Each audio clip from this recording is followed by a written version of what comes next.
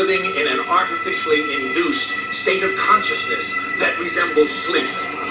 The poor and the underclass are growing.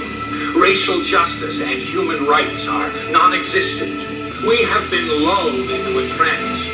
They have made us indifferent to ourselves. That was able to get the network to agree to just air the thing straight, so that way we just have a conversation, less of a interview kind of thing going on there.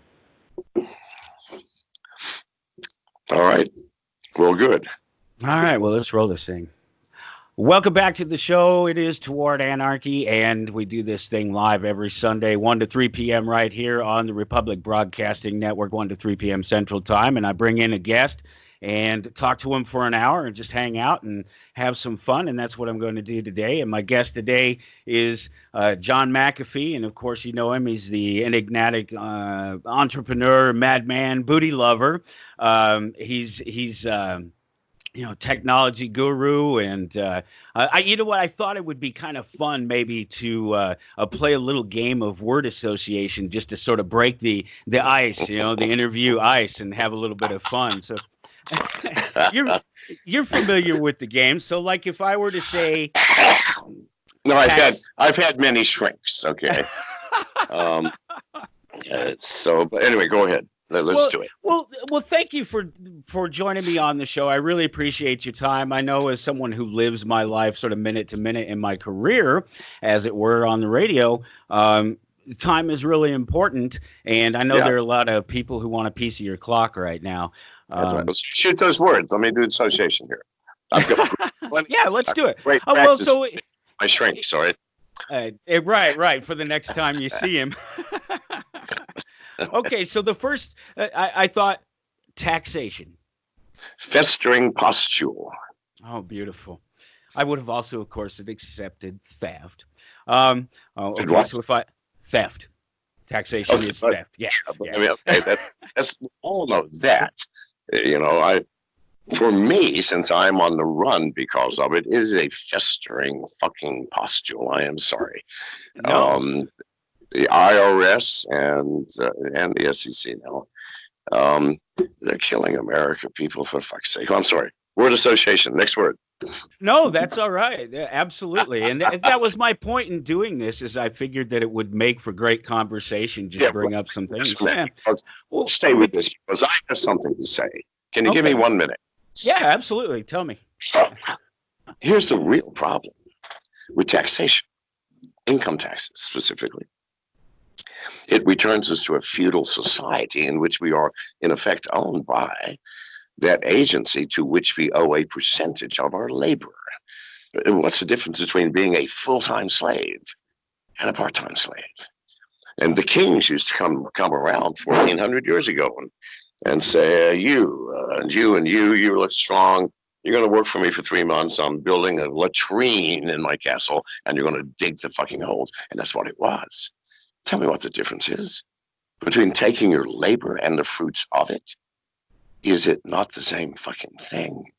And here is the trickiest part of this. The income tax relieves government for any obligation to support itself, which it fucking had to do prior to 1913. And done in such a way that not only do you bear the burden of having to give all of that shit to the government, you also bear the burden of keeping track of it, accounting for it, adding, subtracting, filling out the goddamn forms. And what do? We send them a check. Would you not love to have a business where all you had to do is sit back and cash fucking checks? That's what the IRS is. If it's what you want, then hey, be my fucking guest. Pay more. Double what you pay. I don't give a flying fuck, but I'm not paying anymore. For 10 years I haven't, and I will never pay another fucking penny, no matter what they do to me. They did nothing to me for 8 years. Only when I got on the stage and started speaking like this. You don't want to pay taxes, use cryptocurrency, privacy coins. The government will never fucking know. But they didn't like that. That's when they started harassing me. And then finally, the grand jury, 22nd of January, I'm John Well, McAfee. you're Go ahead. attacking their base. You know, ultimately you're attacking their base. The money, the control of the money. One of my words would be the Federal Reserve. Duh. Duh. Got to Yes. go, right? So if you think I'm not a target, I mean, Of you course. name a government agency that likes me. You said the Fed. I'm surprised they're not after me. Maybe they are. I would never know, would I? Well, I mean, the IRS is their muscle arm, so they are after you. I mean, that's the reality of that. Listen, They're coming. let me tell you what I've learned over the past 10 or 15 years as a quasi outlaw, not just with taxes, with everything I think that is nobody's business. What I choose to put in my fucking body, what I choose to believe, what I choose to do, providing I'm not interfering with your right to do the same fucking thing.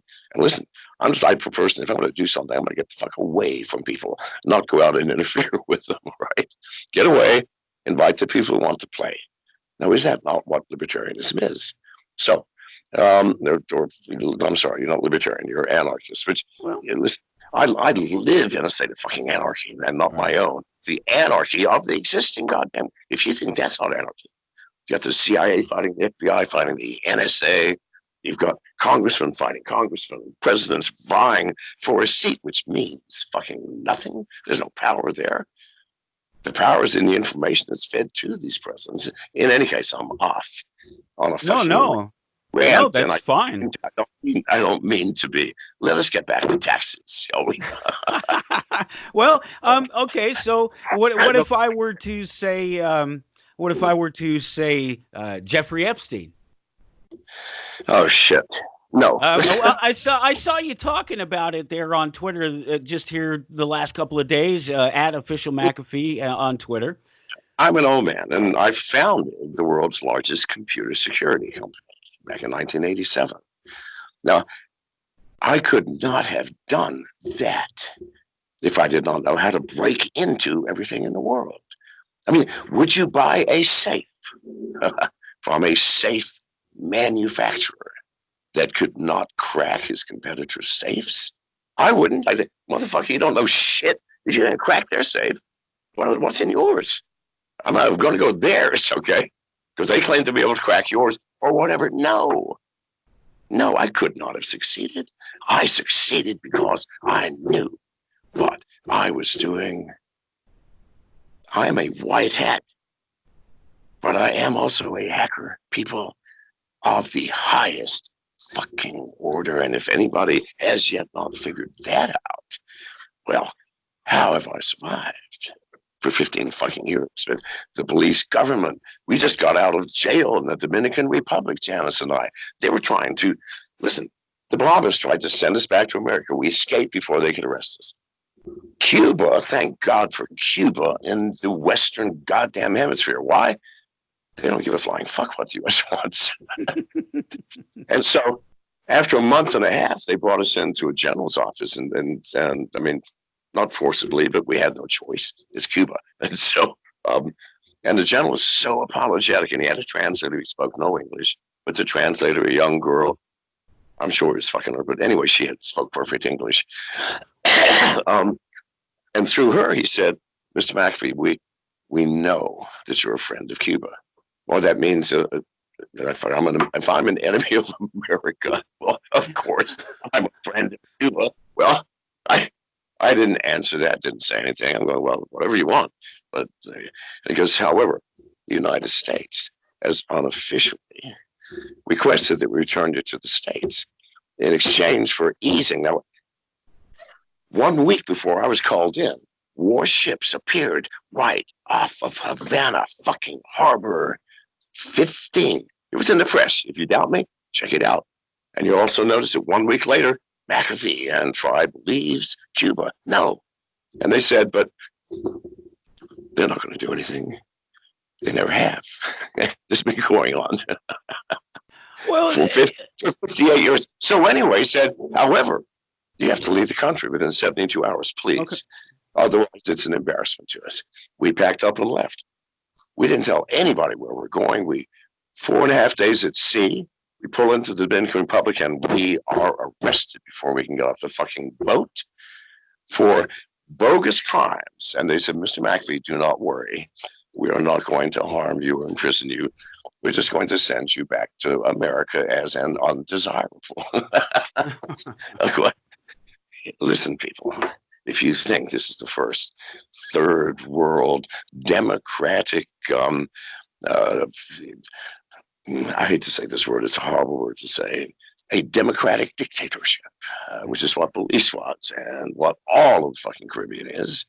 It's democracy packaged as dictatorship, or dictatorship packaged as democracy. I said, I didn't say this. I mean, you people have not seen me before. Now, they had orders not to let lawyers talk to us or come near us. They made a fucking mistake. They decided to immediately arrest us and put us in prison, saying, "Don't worry, we're going to send you home in just a few days." Listen, I've been in prison more than any man on this fucking planet, and you put me in any prison in the fucking world where I can't get a message to a lawyer, then please, and my life is over. And that's exactly what I did. On the second day, I got a message to a lawyer and another lawyer. I hired them both. While we were waiting to be deported, they were working on filing a brief with the Dominican Republic courts demanding that I have my say in court. They could not deny that, could they? I'm top of the news. John McAfee, okay, would you like to hear my case? Can they say, "No, we don't want to"? No, they had to.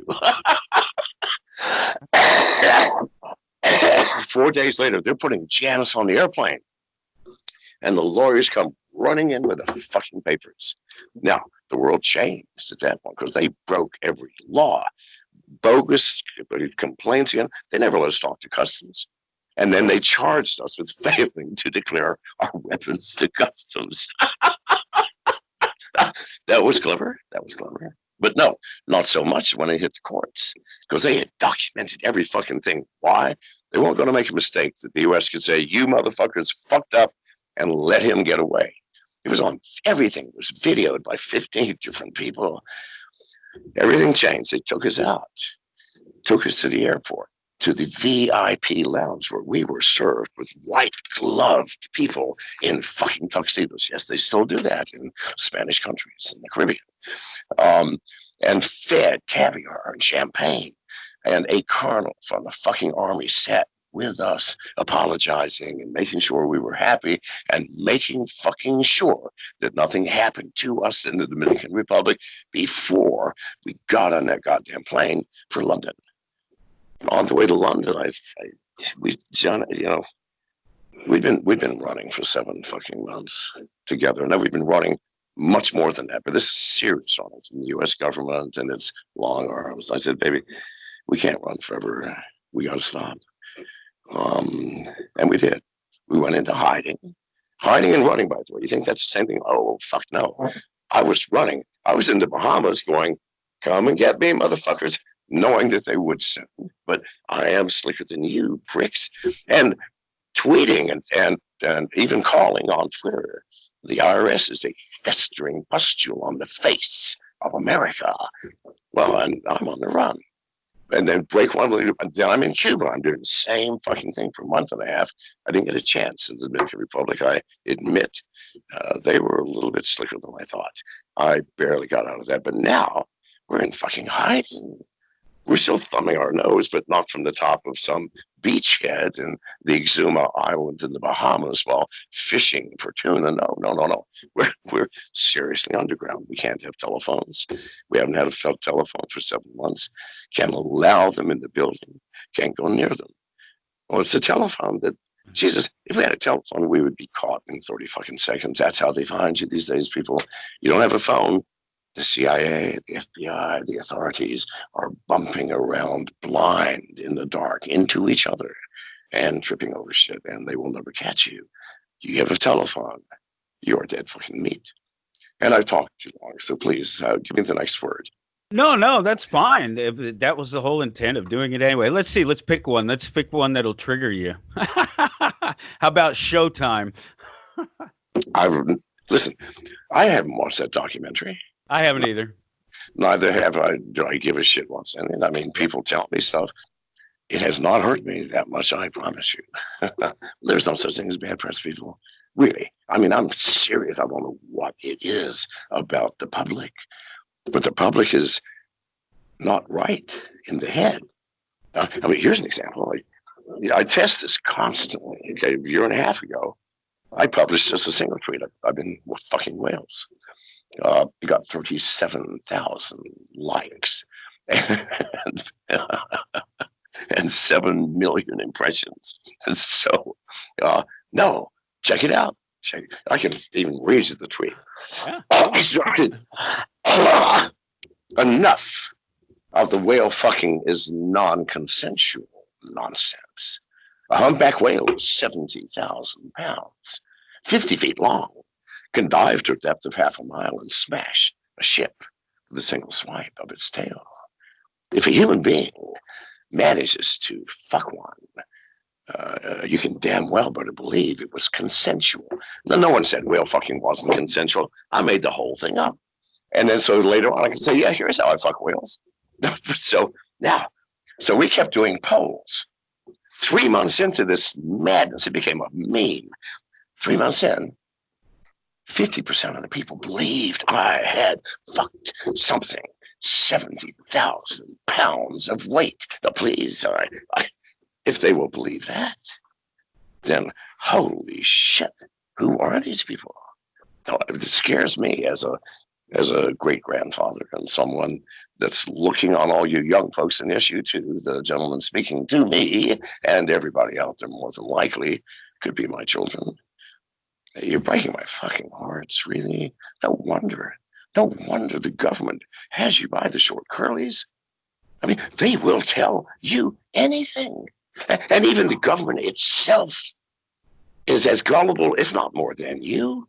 The CIA, which we know is the world dictator, let's call them what they are, the world fucking dictator, didn't like what was happening in one of their provinces that they own, the Middle East.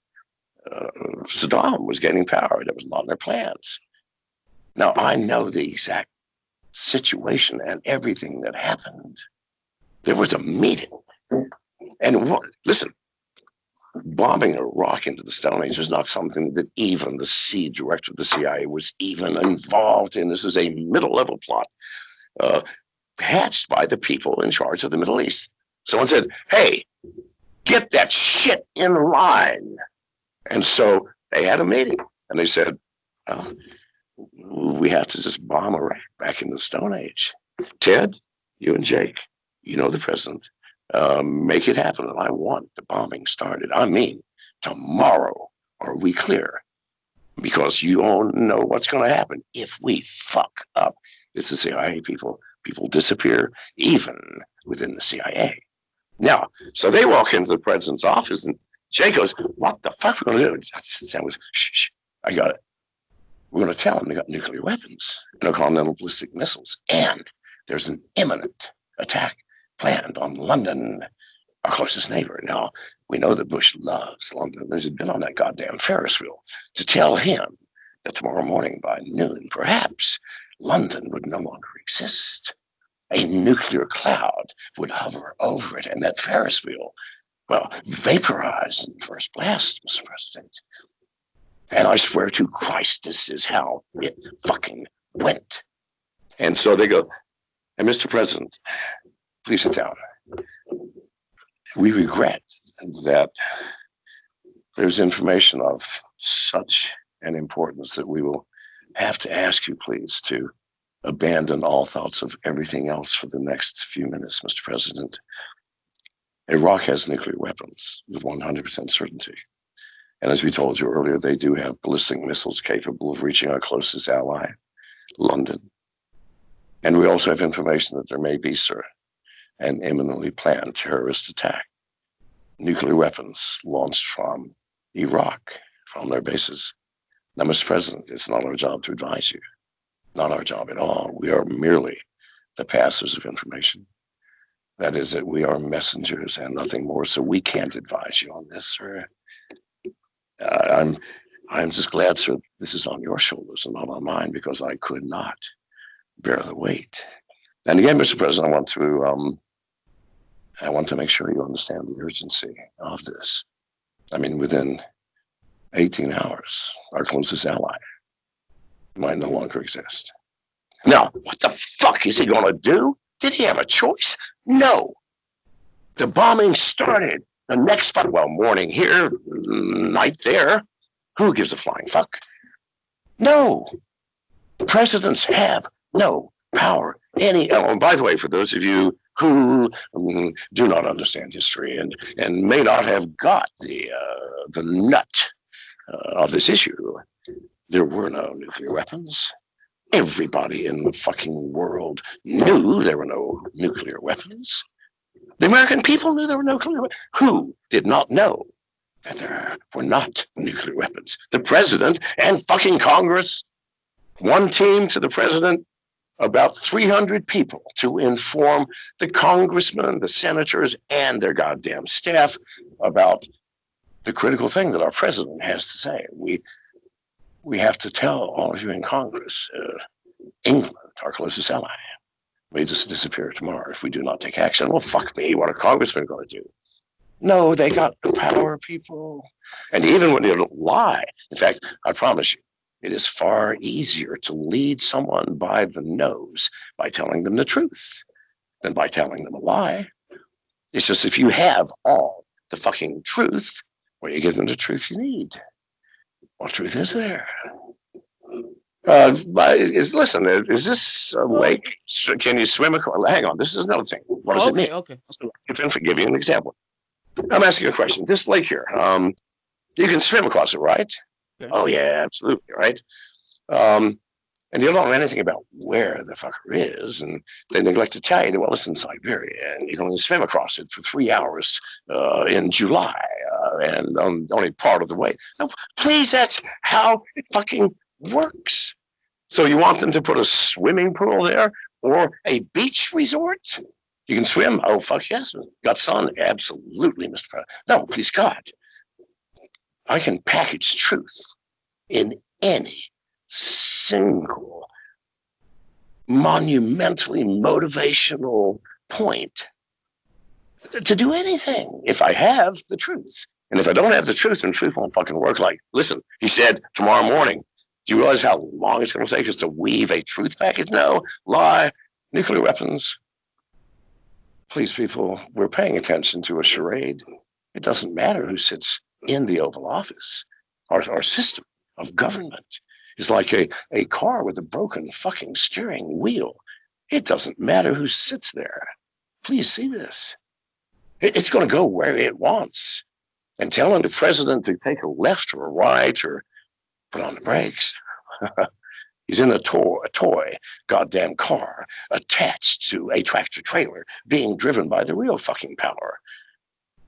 This is where we live. This is what the truth is. And you sit there arguing Clinton, Trump, Sanders. It doesn't fucking matter. Put them all in. Put nobody in, I promise you.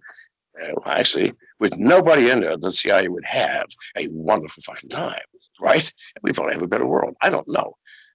Or a derelict from the fucking street. Grab a random derelict, hopefully, preferably toothless and a wino, and stock the rear cabinet of the Oval Office with wine. Well, it won't make any fucking difference. Please see this. So why are we arguing? Why are we taking sides in a fucking play? I mean, it's like we're watching Star Wars and a fight breaks out between the dark side and the saber-wielding Jedi. Please, people, it's a goddamn movie. And this is a play. And you're watching it with relish. And you are adding to the validity of that play by giving it credence. You want to stop this? No longer give it credence, people. See it for what it is. People say, what do we do? We see, we open our eyes, we accept the truth. Now, what if every single American goes, yeah, it's a fucking charade? Do you think this government would survive? It exists on our shoulders. It thrives off of the fruits of our labor. And those at the top who produce jack fucking shit take all of our productions for their own pleasures and wastage and yachts. And okay, you're going to say, I got a yacht. Yes, yes, yes. But it let me escape from America. And it's not a big motherfucker. I mean, it's cramped. But nevertheless, yes, You bought it all with the your own money. did I That's the not? Yeah. point. And Yeah, which it was bit yours. or I did. I didn't buy it with your tax dollars. Right. Although, if you had given me that option, I go, you can do it, sir. I go, Okay. fuck you. If you're that stupid, yes, I'll do it. Which is what we're doing now. We're telling them, yes, take the money. We don't like it and we're complaining, but are we doing anything? No. Do you see the idiocy, you young pups? I wish I could just reach there and spank every fucking one of you people. You see it?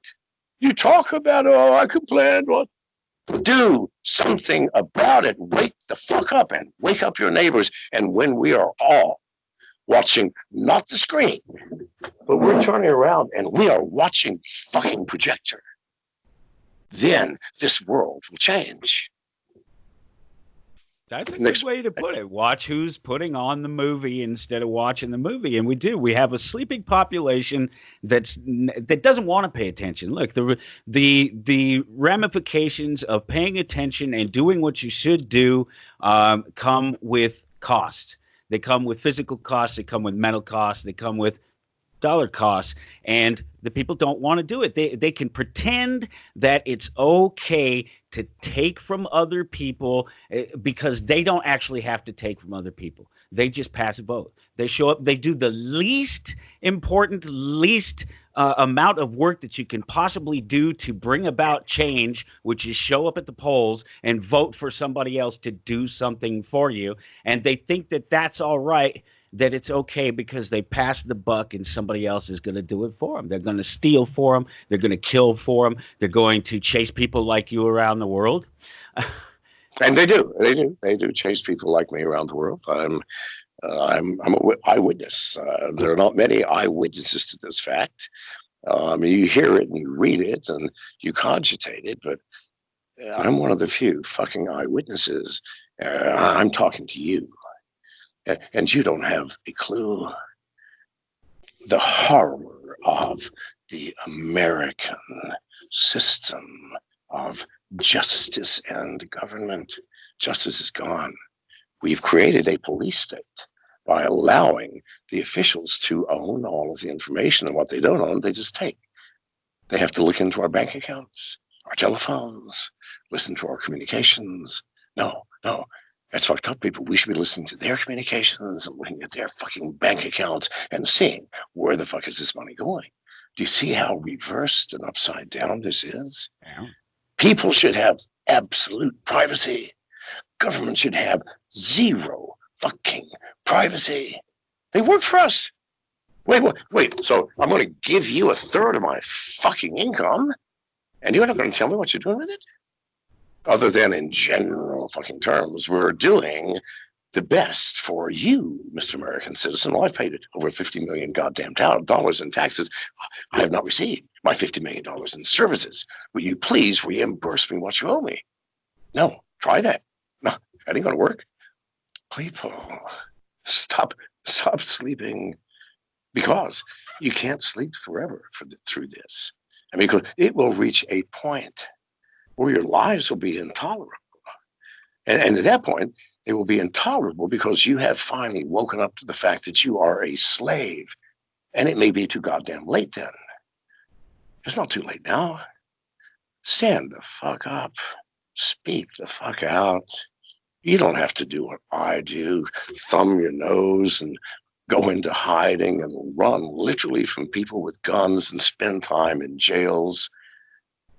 No. All you have to do is stand up.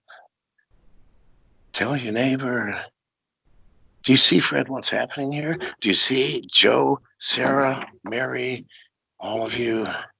Stand up. It's your teacher's meeting, your parent-teacher's meeting. Stand up at the fucking basketball game. You're not going to get arrested for that, I promise you. No, you're going to get some looks, maybe. Shock, maybe laughter. I do serious goddamn jail time in third world jails where there are no goddamn glass windows and the clouds of mosquitoes are so thick you can reach out in the night and feed yourself with them. And the jailers are murderers. And I do that. Well, goddamn it, you can stand up in a fucking basketball game. You can walk down the street with a goddamn sign around your neck. You can blast something out in social media and pin it to your fucking page. But god damn it, if you continue to sit there, I swear, when I'm gone, I will come around as a ghost and your lives will be haunted in the most miserable fucking fashion you can't imagine, because I am tired, people, of standing up here as your great fucking grandfather saying, kids, come on, we gotta get home. And you're lounging and drinking beer. God knows what you're doing. No, please, I'm begging you, as a fellow human being suffering what you suffer, maybe less, maybe more, but it's the same goddamn suffering. Stand up. I mean, if you continue sitting there, you will be the couch. You will be the television, because there will be no other reality for you.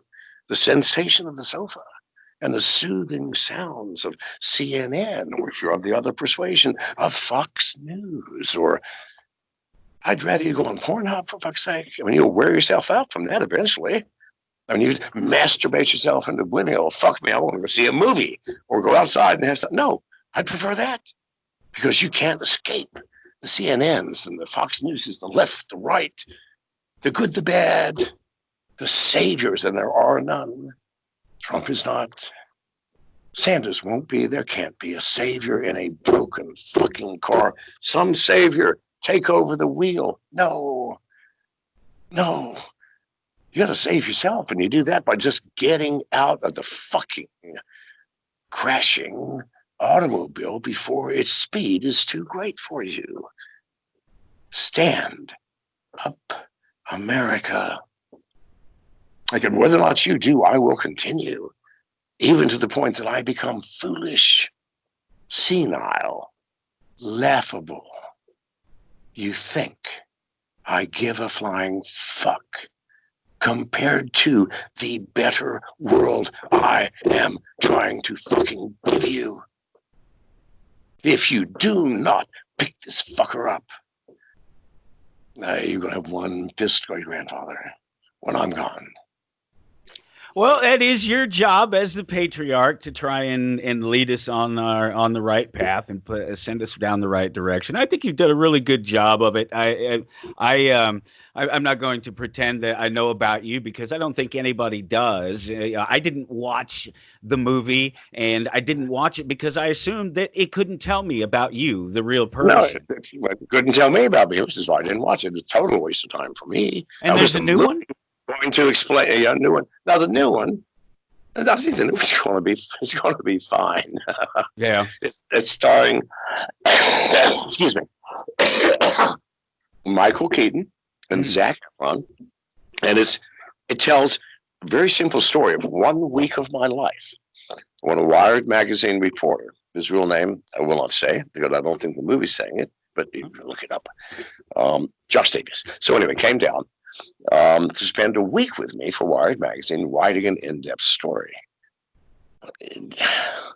I like fucking with the press, especially the mainstream media, and I consider Wired to be about as mainstream in the tech world as you can fucking get. But I gave him 24 hours. Now, I started fucking with him. The first day I fucked with him, I'll tell you the story. It's going to be in the movie, and if it's based on his book, John McAfee's Last Stand. If you want to know whether this is a true story, read it from his lips. But here's what happened. So now I've decided you're going to waste my fucking time. You want to be with me 24 hours a day for a week. I'm thinking, yeah, all right then. So we're sitting at the dining room table. It's about 18 hours after you arrive the following day. And we're talking about something. And I continue talking, looking in his eyes, and I reach in my shoulder holster and I pull out a 38 revolver. And while I'm still talking, I'm not even looking at the revolver, I release the cylinder, drop all the shells on the thing, and he's sitting across the table from me. So I reach over and I pick up one bullet while I'm still talking. Then I finally look down, slip the bullet in the chamber, spin it, close it, put it to my head, and pull the trigger. Now listen, if you know anything about me, I am one of the world's great sleight of hand specialists. I used to do magic when I was 12 to entertain all the neighborhood, including the parents, okay?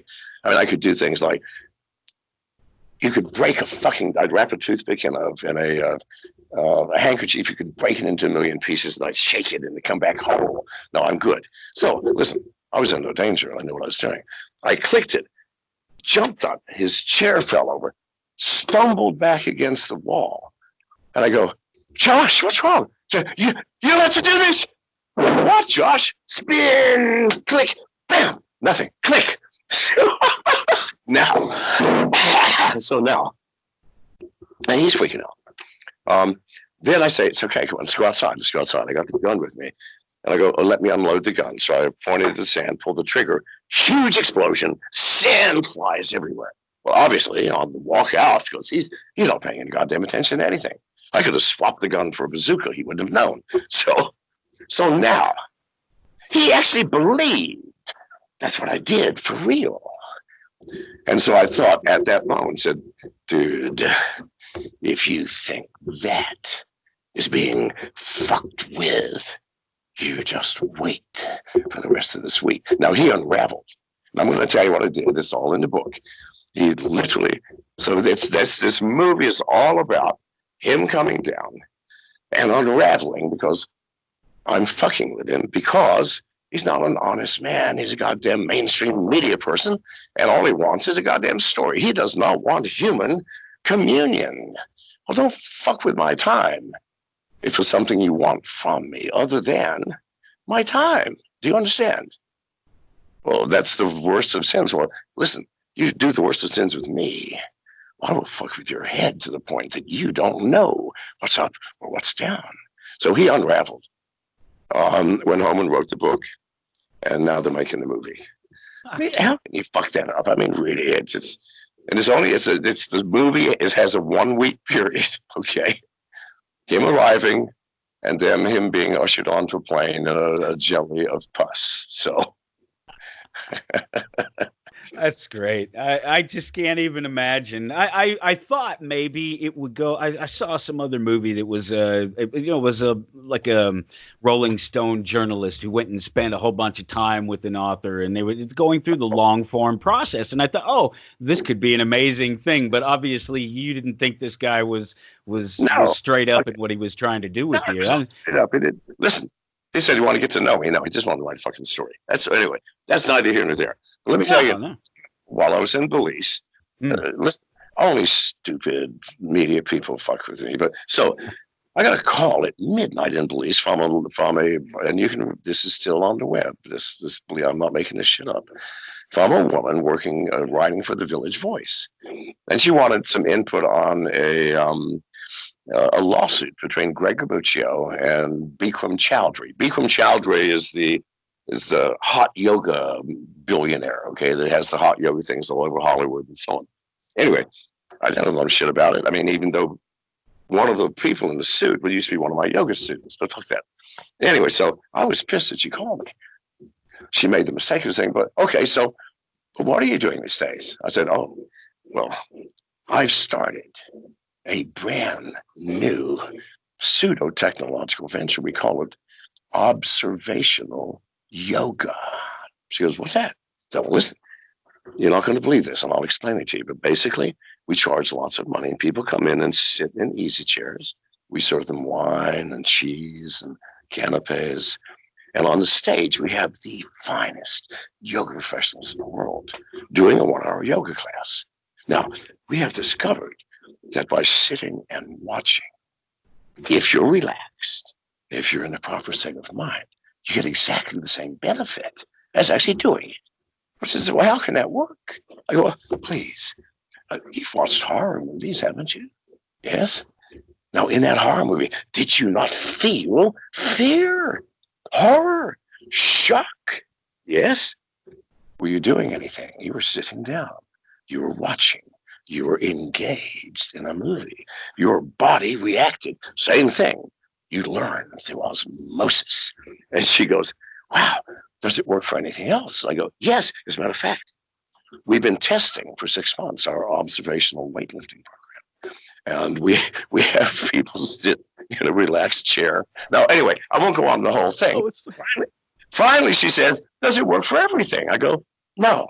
Now, this is really frustrating because we tried turning people into concert pianists by having sit and watch concert pianists. She wrote the fucking story and got fired. Now, it's on the web. Google John McAfee, observational yoga. No, the bitch got fired. Well, not my fault. Don't call me at midnight asking about a fucking story that I know nothing about. Because I will fuck with you. Oh my. Well, it just speaks to what you were talking about earlier, and the fact that people just gullibility of people. They've got yeah. common sense. They really don't. They haven't got any sense, and it's all due to the public school system. It's all due to the dog and pony circus show that is on their nightly news every night. That is the game called politics, and it's sad and funny at the same time. I know. I'm sure all what it's just one thing or two things, but it's not. It's the entire system designed to create gullibility, people. Because if you do not have a gullible population, well, how in the fuck are you going to control them through disinformation? And so our society rewards gullibility, passing around fake news because it's entertaining as fuck. Trash talk on social media because it means jack shit. And then the play of politics to keep our asses entertained. We're gullible. We're gullible to the point we believe that politics is a reality rather than a play. We're gullible to the point that when they tell us, even presidents, Iraq has nuclear weapons, we believe it. Good God, if our presidents are that gullible, then please, what about the people who elect such presidents? I mean, talk about gullibility. Here, I want you all to think of this one. Would anybody in their right fucking minds who truly believed what the parents told them that, listen, if it doesn't add up, well, it doesn't add up. And yet, we will vote into office a man or woman who spends $100 million to get a job paying $250,000. Now, please, people, if you think that adds up, well, there's no fucking hope for you, and I'm going to go fishing, and fuck you all. No, it don't add up, folks. Why? But oh no, he didn't do it. It was done. Other people got the money. Who gives a flying fuck who got the money? It was paid and spent. Do you not understand what it means? No, I want to serve my country so badly that I'm going to spend $100 million. No, nobody wants to serve their country. That's George Washington. He didn't want to serve. They had to drag his sorry ass kicking and screaming. Why? God damn it. He was an old motherfucker, older than me. No, about the same age, actually, poor bastard. He wanted to retire and fucking fish on the banks of the Potomac. Good fishing back then, I hear. But they told him the truth. George, who the flying fuck? I mean, look at this. We got Benjamin Franklin. All he does is chase women and drink.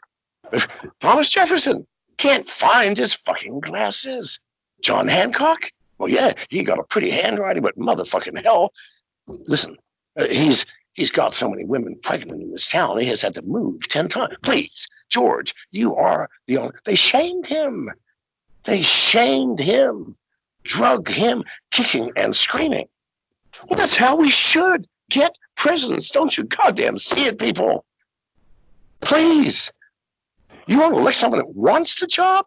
Are you insane? That's the worst goddamn job in the world. Taking care of the problems of 400 million people and trying to balance budgets, and nobody likes you.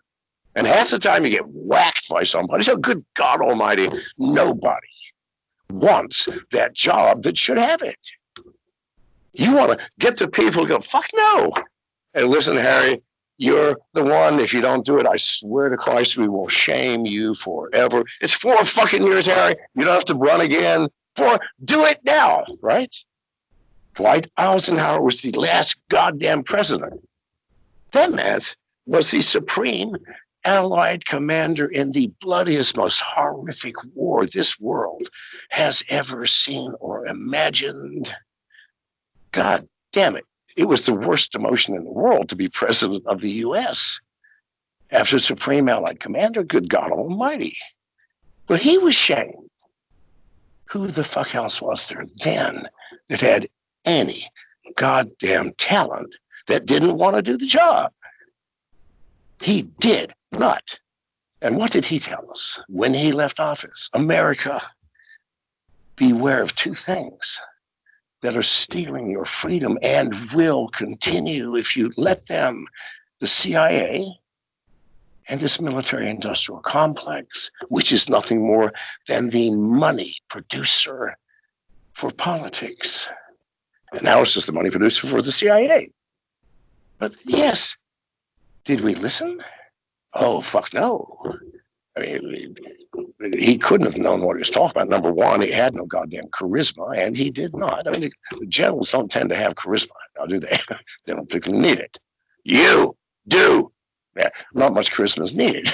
So they wasn't particularly like Congress, hated him. He wasn't playing ball with anybody. I mean, listen, his attitude, I agreed to fucking do this, all right? Now leave me the fuck alone and let me do it.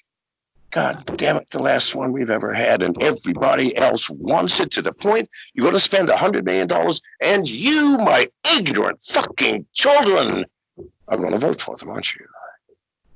God, do you see how it breaks my heart? And shame on you. Shame on you, people. Oh, my God. Well, where are your mothers and fathers, by the way? I mean, they're the ones I should be throttling. My grandchildren are very, most remote. My children, I'm 74, by the way. I have 47 children. My oldest is 53. So now I could be your great grandfather. And for some of you, I might. Whether I am or not, I love you all the same because you're all I got. When I leave this world, who do I leave it to? You motherfuckers, you stupid motherfuckers who are too goddamn lazy to stand up. Well, pray I don't just stumble across you in some random city somewhere and grab you by the fucking throat and say, wake up, child, or I will spank you in public. And I got to go. My wife said, Yeah, we're done. I got to get out of here. I appreciate it so much. And thank Janice. She was so great in helping set this up. I really appreciate it. She's a doll, and she does her job well.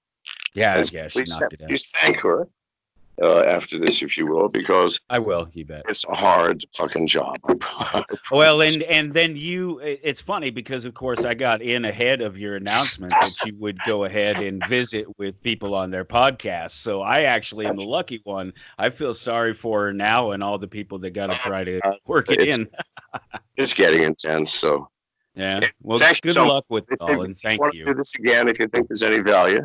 Absolutely, brother. I'd love to talk to you again. One another, okay? And I apologize for monopolizing this conversation. No. That was not my intent. But see, listen, motherfucker. You pick words. You're just like a shrink. You know what words to throw out, right? He'll talk for 5 days on that shit, won't he? Yes. Thank you so much, my friend. Thank you, brother. Take care. I like that background. Right off my good grades. All right. Not that one. Not that one, too. Take care, my friend.